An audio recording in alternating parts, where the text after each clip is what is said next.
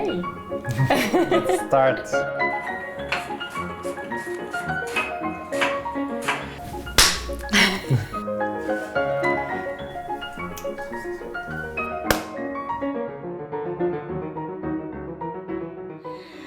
So today we are cooking because we have to. We also love to cook. We love to cook and we love to cook together. For today, it's going to be Your specialty? my specialty, which is a very, very easy dish. It's a bolognese sauce. It's not an easy dish. It's a classic.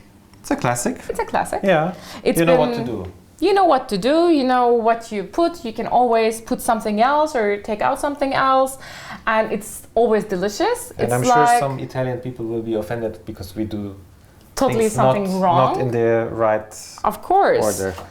Yeah, it's like when you play Verdi, then you can never make it right for the Italians, right? Yeah. Yeah. Thank God that we don't play Verdi. So actually what we're doing now, probably everybody knows, this is soffritto. This is like the soul of Italian cuisine. It's like playing tonleiter, no? Yeah. We know a lot of musicians who like to cook and who like to eat and who like to, drink good wine, and this is kind of like, I think, really, really inspiring for a lot of musicians, no? Because it's also a creative process. It's like you're cooking, there's a recipe. You're cooking through the recipe. It's just like you have the score in front of you, and the score tells you how to play, so you play according to the score. But you can always put something from yourself into it to make it yours. Yes. You definitely have to put your heart in it. But people actually love their kids to be creative, so they always include them to cooking process as they grow up. There are people who think about also the creative process with music, but most of the time it's like cooking and it's painting. But music is such a huge part of creativity, especially in the brain. When Kyra, our daughter, starts playing with her feet, she loves playing the piano with her feet. She's very good at that. She's just like stepping on the keyboard and she's really playing like this on the keyboard with her feet because She has more power. she has more power and then she can create more sound, and that's what she enjoys. I really don't want to kill that, telling her, I don't know, she's like ruining our piano. People allow their children, I don't know, to crack an egg, although it makes a mess in the kitchen, or help while baking. So this is the moment what Herbert does, just because it says in the notes so. We can try it once without.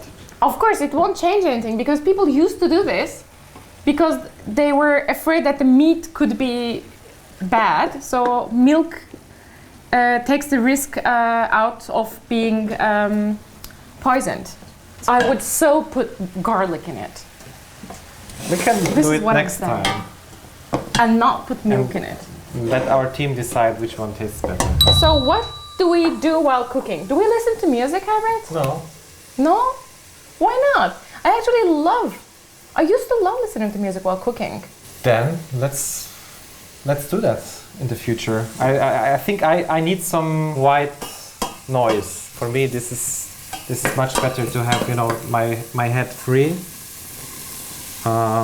Because we're anyway making music the whole day, and inside my head there's music. Yeah, So but sometimes maybe I really need some time off. What I actually like with cooking is that you can travel to other countries without leaving your home. Not that I don't like leaving my home, but I especially like the kitchen of your family. I have to say that. Oh yeah. It makes me happy. You mean when I make kofte, like meatballs for you, then you feel like you haven't traveled. You Yeah. haven't traveling to Istanbul or what? Absolutely. Yeah, that's true. This is also what music does, no? It does. Yeah, it takes us to different It's the worlds. most eco-friendly way of traveling that we have. We just need an instrument. Yeah, just this stuff one. So what we love also is cook for other people, no? Yes, that's actually one of the greatest reasons to be in kitchen. And Yes, to cook for your loved ones. I think it's just in our DNA. Like we need public to do things. So now it's the time come to put the alcohol into the food. food, which is the greatest moment because the smell is amazing.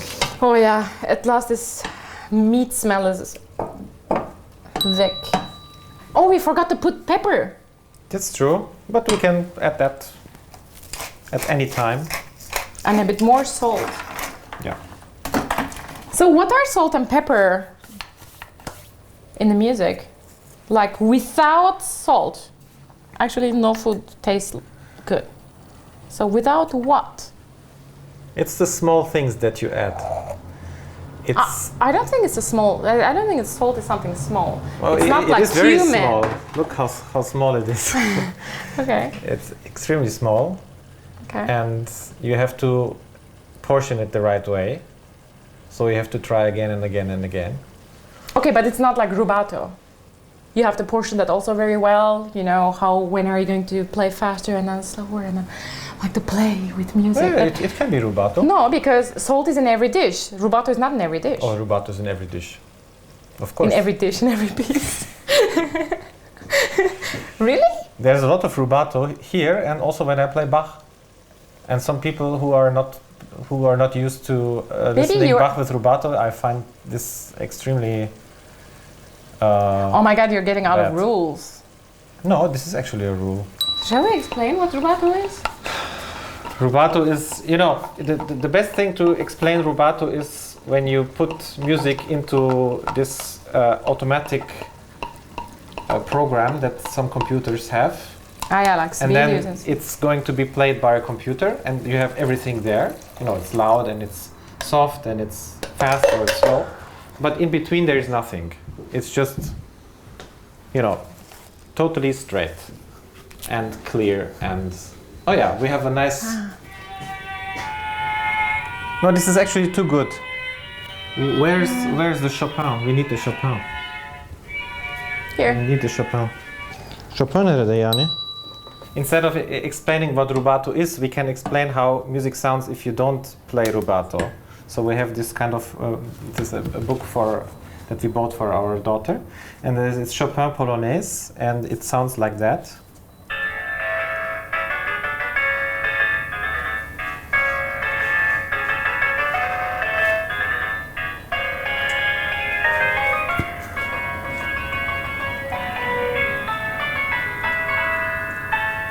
Yeah, and I think no human being would play like that, because there is always some kind of movement inside, small movement, which makes the music more interesting.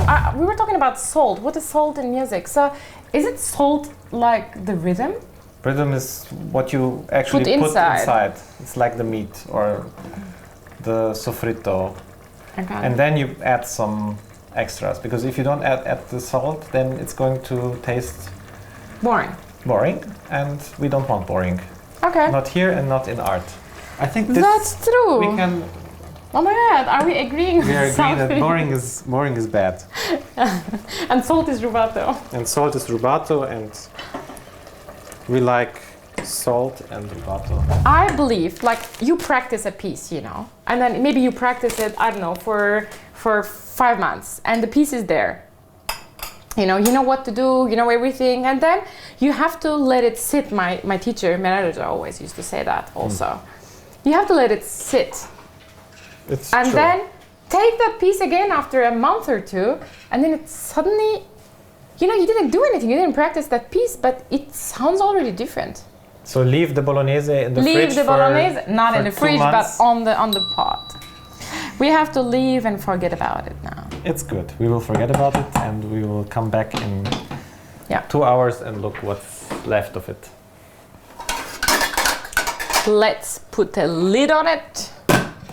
Let's put the sugar. We forgot again. But I think we're done. We're done. It has to cook now. Everybody wants to know if you put sugar or not.